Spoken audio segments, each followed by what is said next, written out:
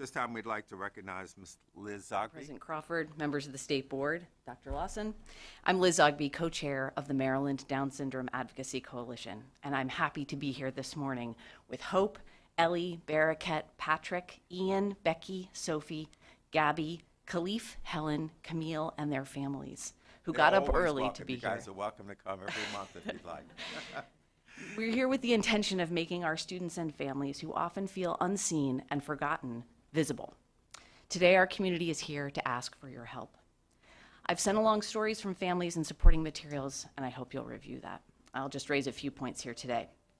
At my nephew's recent graduation from a Montgomery County high school, he saw two students with Down syndrome he had never seen before. Not in a club meeting, in a dance, in the hallway, or at lunch, let alone in one of his classes. Those two students and my nephew lost out on being in community with one another. Only 20% of students with intellectual disabilities in Maryland are included in general education classes 80% or more of the time, and only 3% of students who take the alternate assessment are. Too many students are being routinely segregated. Too many families are fighting one by one for the supports their children need to be successful, and ultimately being worn down by low expectations and pressure that segregation is somehow beneficial, inevitable, or just common sense. Sometimes we call ourselves the lucky few, lucky enough to have an individual with Down syndrome in our families. But you shouldn't have to be lucky to attend school with your siblings and neighbors.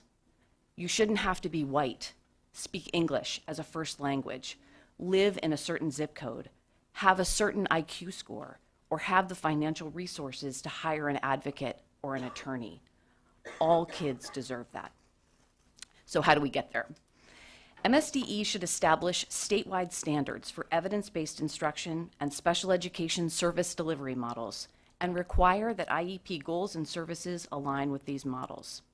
It should monitor district staffing plans and ensure that funding is being allocated to appropriately meet the needs of students with disabilities, including those with significant support needs in the least restrictive environment, and use its authority to ensure that educator preparation programs equip all general and special educators to serve all learners, and that licensure requirements and professional learning programs explicitly serve this goal.